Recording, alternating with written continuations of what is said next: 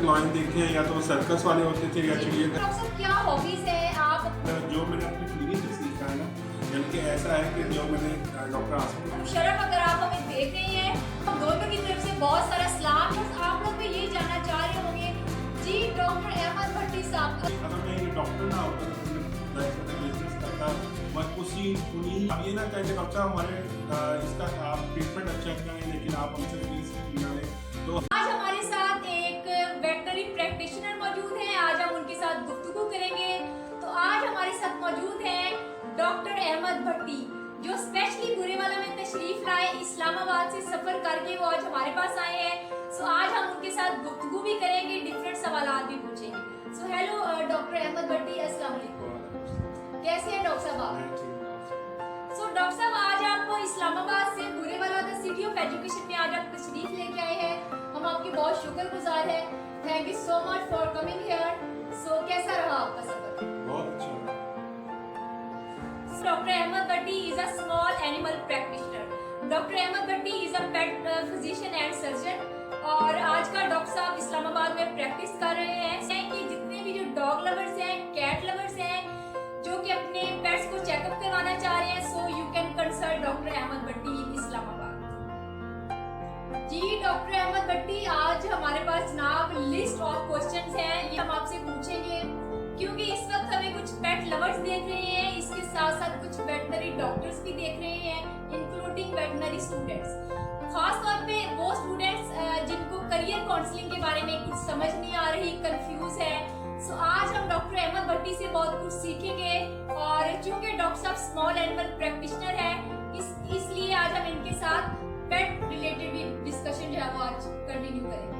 सो doctor साहब, आज आपसे मेरा जो पहला सवाल है वो ये है कि डॉक्टर साहब, आप चूंकि एक वेटनरी डॉक्टर हैं and you are a small animal practitioner, so आप वेटनरी प्रोफेशन में कैसे आए?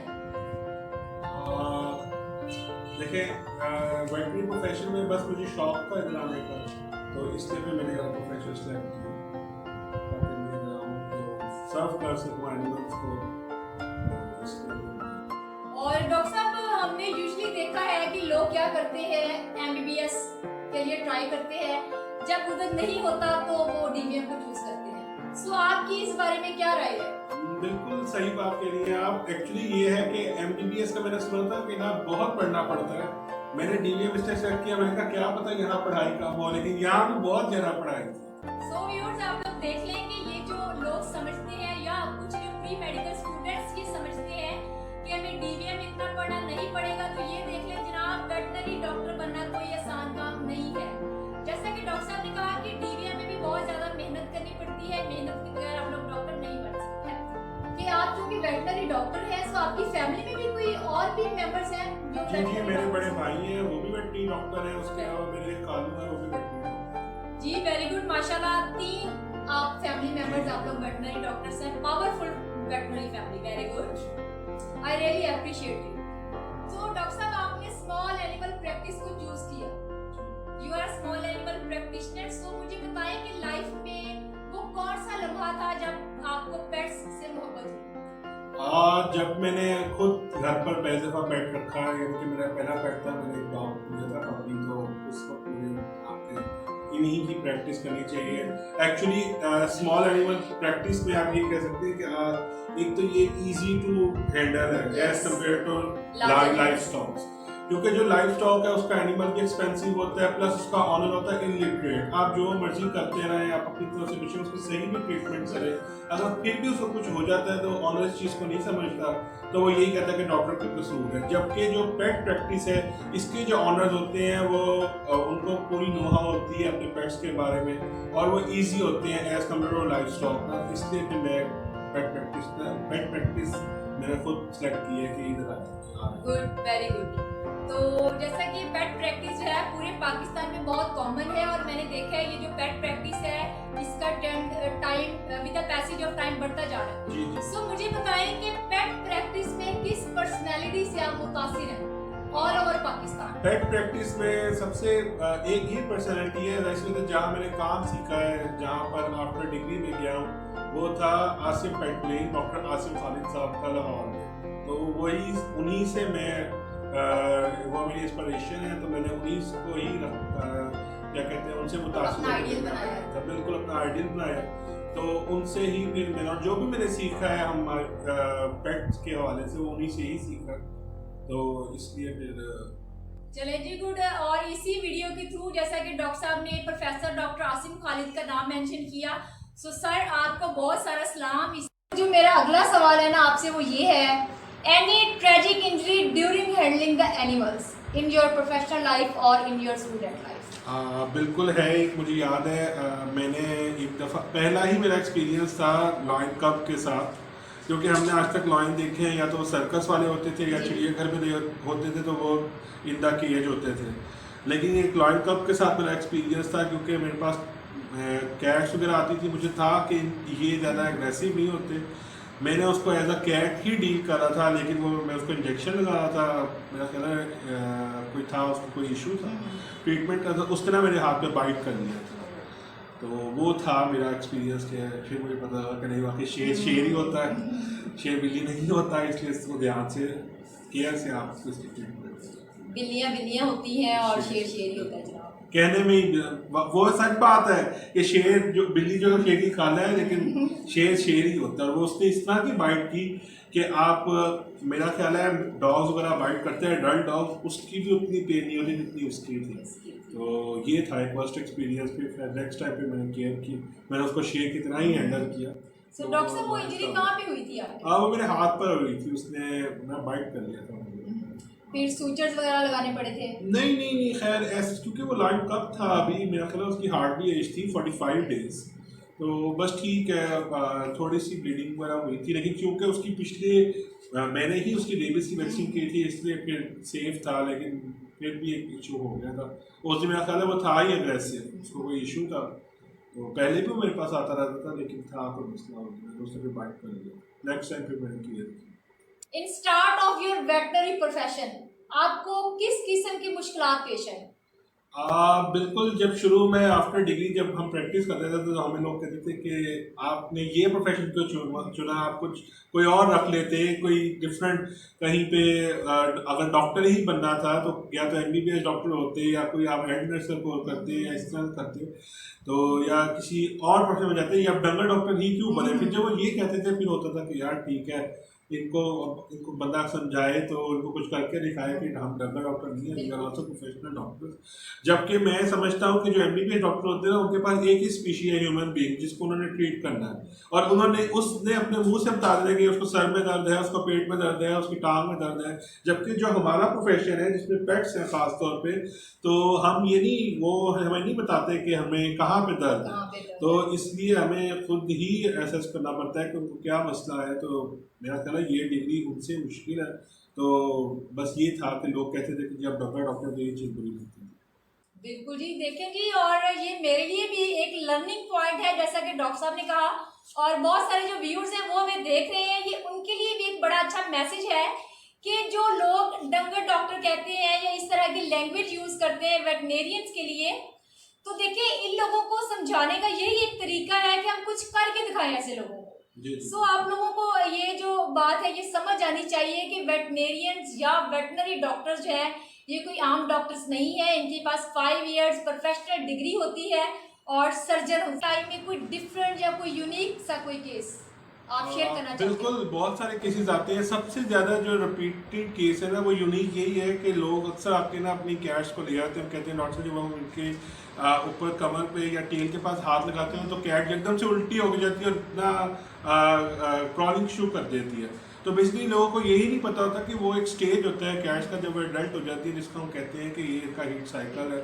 और ये चीज़ आपको बहुत मिलती है, यानी कि लोगों को ख़ास तौर पे कैट्स में लोग इस चीज़ पर डिफ्रेंशिएट नहीं कर सकते कि ये कैट मेल कैट है या फीमेल कैट है। तो ये एक यूनिक है और ये काफ़ी, मुझे तो काफ़ी इसका ना लोगों ने आके बताया है। वो अपनी तरफ से इसको साल से इसलिए ही ग्रो करते रहे कि जी ये मेल कैट है। फिर मैंने उनको बताया कि नहीं ये मेल नहीं ये फीमेल है। फिर वो बेचारे थोड़े से ना कि अच्छा चले, हमें यही नहीं पता लगा अभी कि ये मेल है कि फीमेल। और ऐसा भी होता है अक्सर लोग फीमेल लेकर आते हैं, वो कहते हैं डॉक्टर साहब देखें ये 1.5 साल की हो गई है लेकिन अभी तक ये हीट पर नहीं आई। तो जब वो आती है मेरे पास तो वो बेसिकली फीमेल नहीं होती, वो मेल होता है। लोगों को डिफ्रेंशिएट नहीं करना। तो ये है। मेरा सवाल आपसे वो ये है कि आपके डॉक्टर साहब क्या हॉबीज हैं, आप अपने फ्री टाइम में क्या एक्टिविटीज इस तरह की हैं जो आप परफॉर्म करते हैं, आपकी हॉबीज क्या है? हॉबीज़ मेरी ट्रैवलिंग है और मैं डिफरेंट एक्सप्लोर करता हूँ जगहों को। बाकी ये है कि इसके अलावा music, social TV. Media use कर लिया, म्यूज़िक वगैरह। और मैं नुसरत फतेह अली खान साहब का बहुत बड़ा फ़ैन हूँ। बल्कि अभी ये क्वेश्चन तो मैंने अभी करना ही था कि डॉक्टर साहब ने म्यूजिक की बात की तो कौन से सिंगर इनकी फेवरेट है? नुसरत फतेह अली नुसरत फतेह legend अली। है वो। बिल्कुल जी, वो तो हमारे पाकिस्तान के लेजेंड है। कि मैंने पहले भी बताया doctor Ahmad Bhatti is a small animal physician and surgeon. So doctor साहब जो है वो अपना प्राइवेट क्लिनिक रन कर रहे हैं। तो अब हम डॉक्टर साहब से ये पूछेंगे कि डॉक्टर साहब जो अपना क्लिनिक रन कर रहे हैं इसके पीछे क्या मोटिवेशन थी, क्या डॉक्टर साहब इसके पीछे क्या आपकी मोटिवेशन थी, किस चीज़ ने आपको इंस्पायर किया? अब बेसिकली अपना क्लिनिक रन करने के पीछे मेरा सबसे बड़ा मोटिव यही था कि जब मैं कहीं पे अपना क्लिनिक होगा तो वहाँ पे मैं इंडिपेंडेंट होऊंगा, सबसे बड़ी बात। और फिर ये है कि मेरा तो यही प्रोफेशनल डिग्री है, तो मैंने तो इसी प्रोफेशन को लेके, क्योंकि पेट्स की हमारे इधर तो ना कोई गवर्नमेंट सेक्टर में कोई जॉब आती है स्पेशली पेट्स की, ना ही कुछ आता है। यहाँ पे एक ही चीज़ है, वो है कि अच्छा अपना पेट क्लिनिक हो। तो और इसमें सबसे बड़ी बात अपने क्लिनिक में काम करने की है वो कि बंदा इंडिपेंडेंट होकर, बंदा कॉन्फिडेंस होकर काम करता है।